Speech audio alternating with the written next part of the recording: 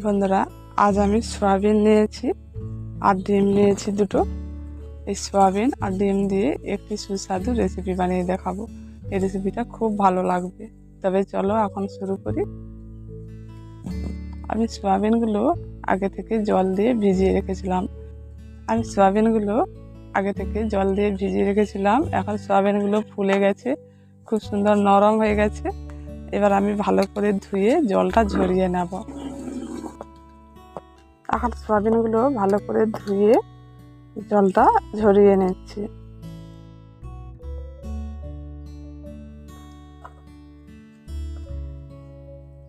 এখন ভালো করে জলটা ঝরিয়ে নিয়েছি। এবার এর মধ্যে কিছু উপকরণ মাখিয়ে নেব।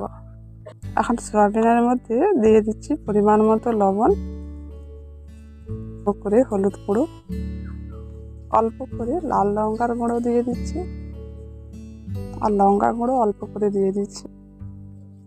এগুলো দিয়ে ভালো করে এখন সয়াবিনটাকে মাখিয়ে নিচ্ছি।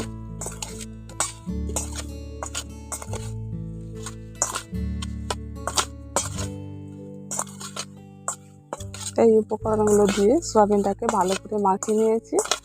এবার এর মধ্যে দিয়ে দিচ্ছি দুটো ডিম সয়াবিনের মধ্যে ভেঙে দিয়ে দিচ্ছি।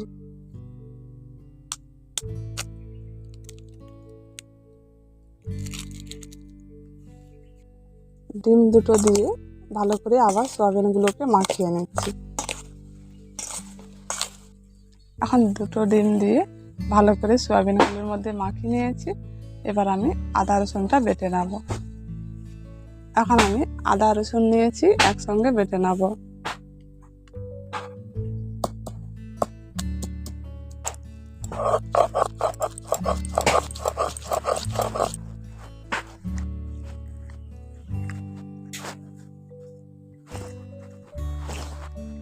এবার আমি রান্নাটা করে নেব।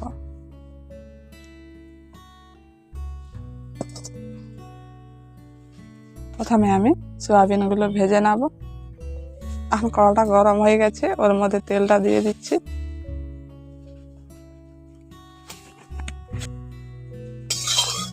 এখন তেলটা গরম করে নিয়েছি। এবার ওই তেলের মধ্যে সয়াবিনগুলো দিয়ে দিচ্ছি।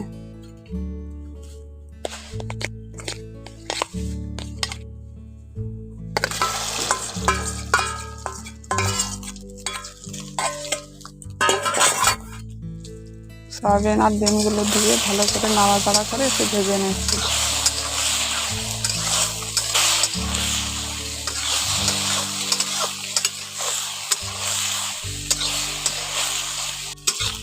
এখন ডিম মাখানো সয়াবিনগুলো ভালো করে ভেজে নিয়েছি। এবার তুলে নিচ্ছি। খুব সুন্দর ভাজা হয়ে গেছে।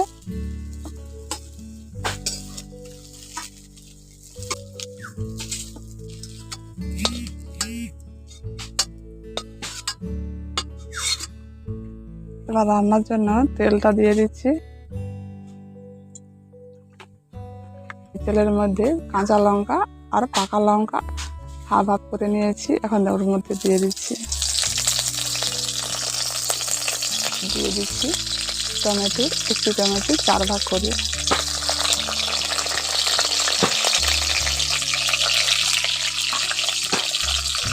ওগুলোকে একটু ভেজে নিচ্ছি।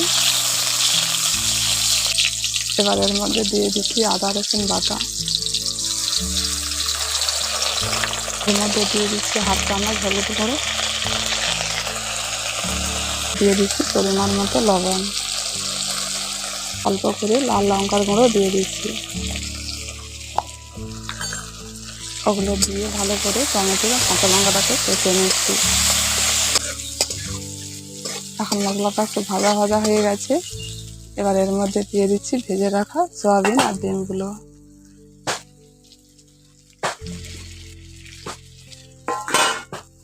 ওগুলো দিয়ে ভালো করে এখন মশলার সঙ্গে মিশিয়ে নিচ্ছি।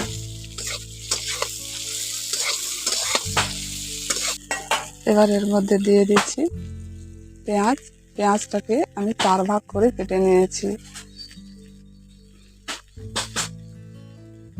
পেঁয়াজটাকে এই সাইজের করে কেটে নিয়েছি। এখন পেঁয়াজটা দিয়ে ভালো করে নাড়াচাড়া করে একটু মিশিয়ে নিচ্ছি।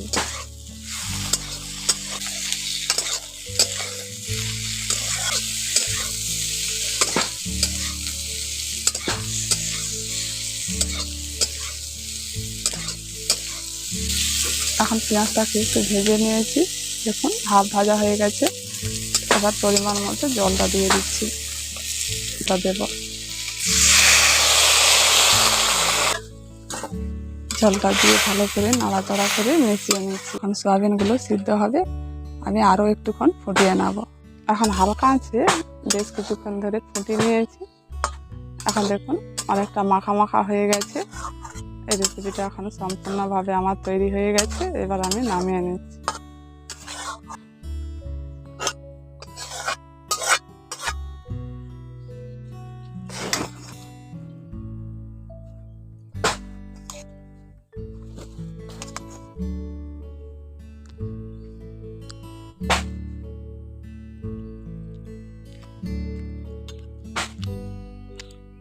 সয়াবিন আর ডিম দিয়ে এই রেসিপিটা খুব ভালো লাগছে এবং ভাত বা রুটির সঙ্গে আরও ভালো লাগবে।